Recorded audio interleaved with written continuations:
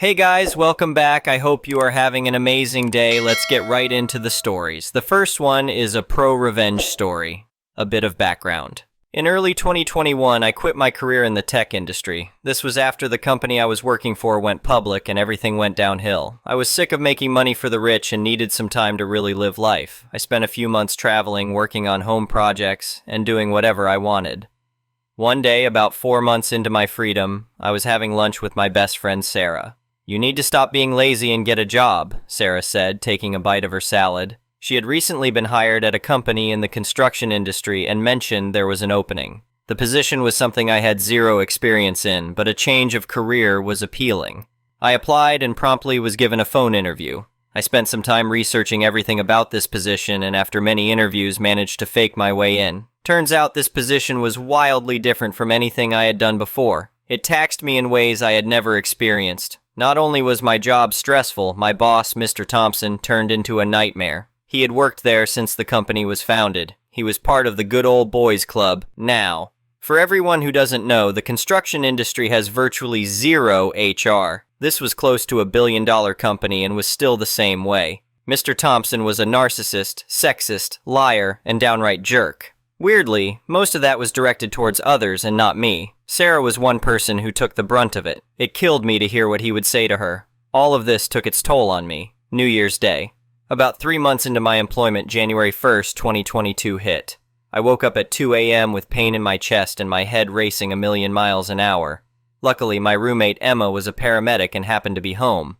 I rushed over to her room and yelled, "Emma, I think I'm having a heart attack." She came out, took my vitals, asked some questions, and determined I was most likely having a panic attack. Sure enough, I calmed down and managed to not die. I had never had a panic attack until then. Throughout the following week, I continued to have flare-ups of chest pain and heart palpitations. I figured something could really be wrong, so I went to my doctor. He did a few tests and determined it was most likely some acid reflux. He prescribed some meds, and the following week was better. Then, one night when heading home from dinner with my sister, boom, I got rear-ended at a stoplight by a drunk driver. No skid marks. Didn't even attempt to stop.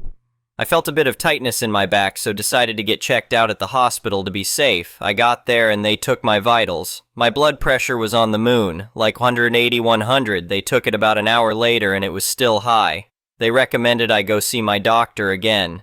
The next couple of weeks waiting for my doctor appointment was hell. I was having daily panic attacks, chest pain, trouble breathing, massive fatigue, the whole gamut. Finally, on the day of my appointment, I let my doctor know what was going on, and he determined I should go see a few different specialists and get all kinds of tests done to be safe. Throughout the next couple of months, I had everything poked and prodded. Because of the amount of tests that needed to be done, I missed a good bit of work. This turned Mr. Thompson against me. He constantly complained about me being gone. "You're never here," he'd grumble. "How do you expect to get any work done?" All the while, not an ounce of work was dropped. With my tech background, I also took it upon myself to start making reports and collecting data that I would present to him on ways of improving the department and company. I later found out he would take these reports, which at times could save the company hundreds of thousands to potentially millions of dollars, and present them as his own to the owner. This made me furious and didn't help with my physical issues. However, slowly I made it through all of the prescribed tests, and they couldn't find anything physically wrong with me. Turns out all of the issues were caused by stress and anxiety, something I had never had an issue with before. My doctor referred me to an amazing counselor that helped me learn how to manage the problems I was facing and get back to a reasonable state of mind. Although this never got to an acceptable level because of Mr. Thompson. I started to email HR with my issues with him and things I had witnessed with others. Most of this was met with unwillingness to help in any way. Cue the turning point. A dear coworker, Lisa, whom everyone loved and respected, decided to quit out of nowhere. She too worked under Mr. Thompson. In her exit interview, she gave the sole reason for quitting as Mr. Thompson. She finally hit her breaking point and enough was enough. However, because she was so well liked, this prompted some questions from the owner and other senior management. They wanted to know why Mr. Thompson was the reason for her leaving. They had HR set up a meeting with us in the department and our boss to go over our issues with him. We all were excited to finally, hopefully, get the people that matter to listen. We had the meeting and we all laid out the issues with our boss and gave a multitude of examples. I went a bit overboard and had an entire presentation. Turns out this was all a charade to cover Mr. Thompson's ass. He was prescribed some management counseling, which I'm pretty sure he never did, and things continued on their merry way. However, now, with the knowledge Mr. Thompson had of our issues with him, he turned the volume up to 11. The constant berating, yelling, write-ups came flowing out. "You think you can undermine me?" he'd snarl during our one-on-ones. "I've been here since day one. You're nothing but a newcomer." It got bad enough that I started to secretly record every meeting with him. I saved every single email and documented every interaction with him. I continued to push for help from HR, but again, his status in the company kept him immune from any response. Thankfully, throughout all of this, I managed to keep my mental health in check thanks to my counselor's tools. I, once again, get sick.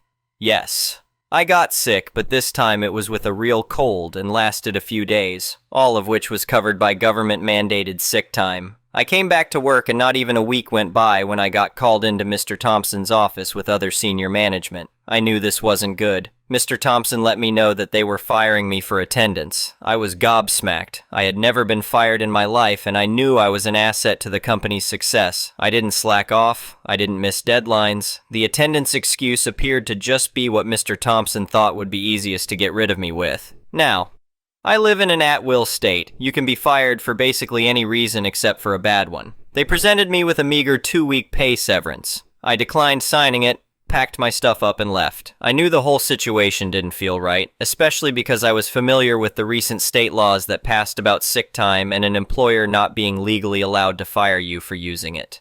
Because of this, I went to my mom, who's been in the law field her entire life, and got a referral for an employment law attorney. Things start to look up. The day of my appointment with the employment law attorney, Mr. Rodriguez, couldn't come quick enough.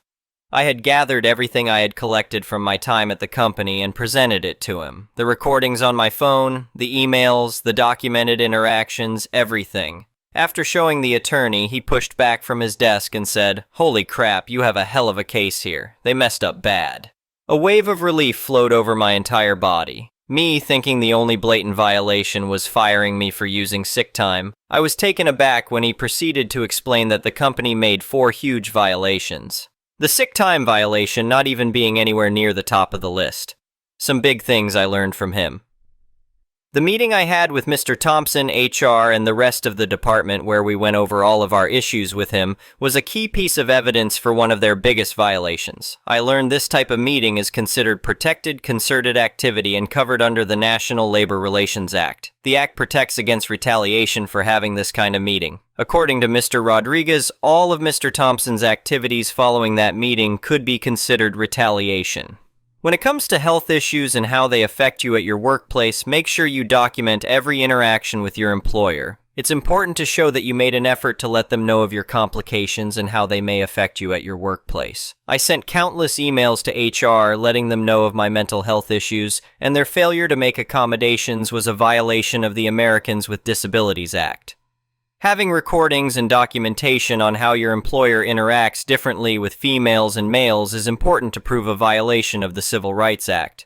After all of this, Mr. Rodriguez stated I had 3 options. Option 1, I could retain him and we could file a lawsuit. He explained that would be expensive and take a lot of time. However, it would most likely result in a good amount of money. Option 2, I could file claims with all of the departments that cover the violated acts. He explained that some of these departments can take years to investigate and process the claims. However, for some of them, especially the violation of the National Labor and Relations Act, the investigation can be absolute hell on the employer. This would probably be the biggest FU to the employer. Option 3, I go back by myself and renegotiate the severance, this being the quickest and easiest option. This option sounded very appealing. I really didn't want to drag this out for multiple years. I told Mr. Rodriguez that option 3 was most likely my choice, and he mentioned that I should probably start negotiations at 9 months of severance and full benefits. After consulting with people close to me, I decided to go with option 3. I met with HR and senior management, explained that I consulted with an employment law attorney, stated all of the acts that he felt they violated, and asked for 9 months of severance. 9 months? The HR manager, Ms. Johnson, exclaimed. That's outrageous! Not as outrageous as the multiple violations of labor laws, I replied calmly. After a couple of weeks negotiating with their attorney, we settled on 6 months of severance with full benefits. It's been about a year since this happened, and it still makes me feel overwhelmingly happy thinking about it. In the end, I found an absolutely amazing job in the same industry. Mr. Thompson ended up being moved to a position that wasn't in management, and hopefully, nobody will ever have to go through what I and others went through at that company again. The next one is an entitled people story. I never thought I'd witness corporate karma in action, but boy did it hit hard at my company last year. I work at a mid-sized tech firm that's been growing pretty fast. We just moved into fancy new offices and we're hiring like crazy to keep up with all the new projects coming in. I'm on the marketing team and we got a new manager about 6 months ago. Let's call her Karen. From day one, Karen made it clear she was going to whip this department into shape. She implemented all these pointless new procedures and micromanaged the hell out of everyone. Morale tanked almost immediately. Karen also had this weird obsession with appearances and status. She was always bragging about her MBA from some no-name school and looking down on anyone she deemed beneath her. It was exhausting. Anyway, about a month ago, our CEO sent out an email saying he'd be spending time embedded in different departments to get a feel for day-to-day operations. Cool idea, right? Well, the day came for him to join the marketing team. Karen was out sick, so we figured we'd just show him around ourselves. This guy walks in, early 30s, dressed pretty casually in jeans and a hoodie. He introduces himself as Alex and says he's here to shadow us for the day. My coworker Emily gives Alex a quick tour and sets him up at an empty desk. He seems super friendly and starts asking us questions about our roles, processes, etc. We figured he was probably from HR or something. A few hours later, Karen bursts in, clearly still sick but not wanting to miss brownie points with the CEO. She takes one look at Alex and you could just see the judgment on her face. Karen marches over and says in this super condescending tone, "Excuse me, who are you and what are you doing here?" Alex looks a bit taken aback but calmly explains, "Hi, I'm Alex. I'm here to learn about the marketing department's operations." Karen sneers and says, "Well, I don't know who authorized this, but we're an extremely busy department. We don't have time to babysit some inexperienced assistant. Please pack up your things and leave immediately." The whole office goes dead silent. We're all looking at each other like, is this really happening? Alex stays impressively calm and says, "I'm sorry. There seems to be a misunderstanding. I'm not..." But Karen cuts him off. "I said leave. I won't ask again. And I'll be speaking to HR about this. It's completely unacceptable to send some junior nobody to disrupt my team." At this point, I'm cringing so hard I want to melt into the floor. Emily tries to step in. Karen, I don't think..." "Did I ask for your input, Emily?" Karen snaps. "This is why I'm the manager and you're not. I know what's best for this department." Alex looks around the room, his face unreadable. Then he sighs and starts packing up his laptop. Karen stands there with her arms crossed, tapping her foot impatiently. As Alex heads for the door, he pauses and turns back. "You know, I was going to wait until the end of the day to introduce myself properly, but since you seem so eager to know who I am..." He pulls out a business card and hands it to Karen. "I'm Alex Winters, CEO of this company. It's been enlightening to see how you run your team, Karen. I think we need to have a chat in my office. Now." I wish I had a camera to capture the look on Karen's face. Her eyes bugged out and all the color drained from her face. She started stammering. But I didn't..." "Now, Karen," Alex repeated firmly. They walked out and Karen looked like she was headed to her own execution. The second that door closed, the entire marketing team erupted in cheers. Emily actually did a little happy dance. About an hour later, Karen came back to grab her things, escorted by security. She avoided eye contact with everyone as she packed up her desk. Alex came in shortly after and called us all together. "I want to apologize to all of you," he said. "I've clearly been out of touch with what's happening on the ground here. I had no idea the work environment had become so toxic. I promise you that changes today." He went on to explain that Karen had been fired, effective immediately. He'd also be launching a full review of management practices across the company. Alex asked us to be patient as he searched for a new marketing director and encouraged us to come directly to him with any concerns in the meantime. The vibe in the office did a complete 180 that day. People were smiling and joking around for the first time in months. It felt like this huge weight had been lifted. Over the next few weeks, Alex was around the office a lot more. He set up an anonymous feedback system and started holding monthly town halls to hear directly from employees. A bunch of Karen's ridiculous policies got rolled back. We eventually got a new director who's actually competent and treats people with respect. Morale is higher than ever, and we're doing our best work. I later found out that Alex had started the company right out of college. He had deliberately kept a low profile, not wanting his age to be a distraction as the business grew. Karen had just assumed he was some inexperienced kid because of how he looked and dressed. The whole experience taught me a few important lessons. Never judge a book by its cover. Treat everyone with respect, no matter their position. Karma is real, and it can be extremely satisfying to witness. I'm so grateful to work for a CEO who actually cares about his employees and isn't afraid to get his hands dirty.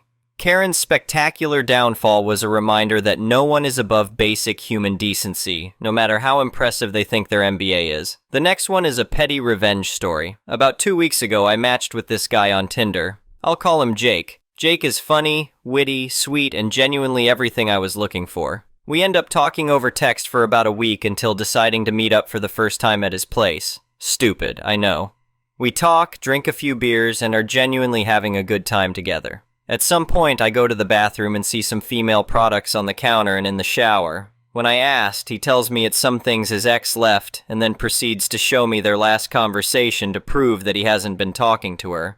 Then we start to cuddle, and he keeps bringing up having sex. I tell him, like I've told him before, that I really want to see some kind of commitment before jumping into sex. He then tells me it's not an if we get together situation, it's a when we get together situation. Obviously, my heart soared at hearing this. I'd told him about how in previous relationships I felt used, and that once I have sex with him, I'm afraid he'll just never talk to me again. Jake reassures me he would never do that to me, and that he's never felt so comfortable talking to someone before. That he's never had it feel so easy and unforced. I told him I felt the same way. He looks at me and says, I can see us going really far. Stupidly, I believed him, and we had sex.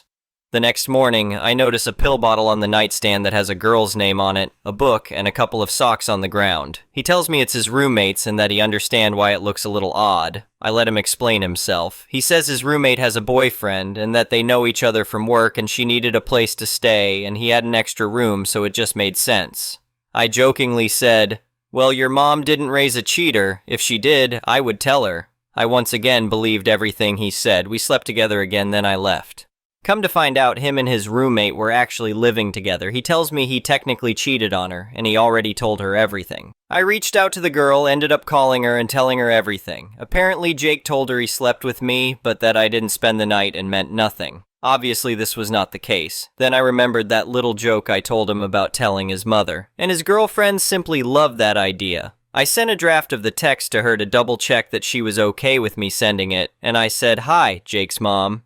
You don't know me, and I'm so sorry to be sending you this message. I haven't been involved with your son, Jake, for long, but I thought he was everything I was looking for. I'll spare the details of our relationship and all that, but it turns out that he was living with someone else that he was romantically involved with, which I didn't know. He then proceeded to lie to both me and GFS name, make us both promises of having futures with him, and I'm sure this is not the man you raised him to be." She has not responded to that message, and honestly I wouldn't either if I was the one with a son like that. To be fair, I had warned him even though I was joking. Obviously there are more details within this story, but out of respect for his girlfriend and myself, I'll leave those things out. All things considered, I've most certainly learned to trust my gut from now on. Cheers to stupidity and feeling used. The next one is a malicious compliance story. Almost 10 years ago, I worked at a company where my department analyzed survey and secondary data, compiling it into handbooks each quarter. After 6 months of joining the department, my manager, who joined us 2 months after me, reorganized our tasks in an attempt to improve our efficiency. This manager was promoted internally and was notorious for kissing up to management. He was technically not qualified for the promotion due to a different background required for our department, but one of the C-suite members liked him a lot. He did have some expertise in other areas, but generally had an unpleasant personality, so many people in the company didn't like him much. Along with 3 new projects, I was assigned the handbook task for the first time.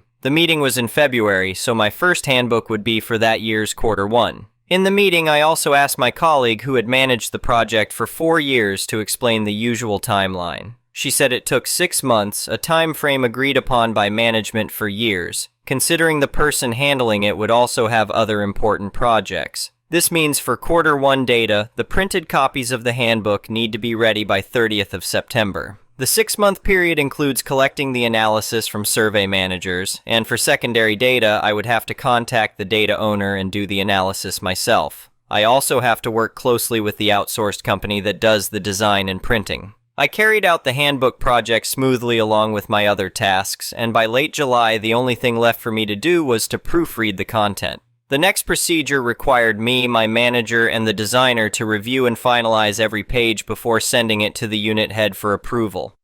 Printing and delivery take about 2 to 3 weeks, so we aim to submit the design by mid-August and confirm the final version for printing by the last week of August. However, on the last Friday of July, a whole 2 weeks before our target timeline to send the design to the unit head, this conversation happened.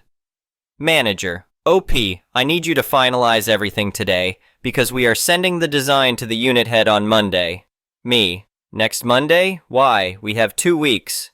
Manager: well, the unit head wants to see some changes around here, so I thought we could speed up the publication of this handbook to start. I told the unit head we would send the design to her on Monday. Me: okay, you could have discussed this with me first. I mean, the proofreading is almost done, I can get it done by today, but we still need to sit down with the designer to finalize and sign off. The appointment is in a week. Manager: can you do it tomorrow? Go ask the designer.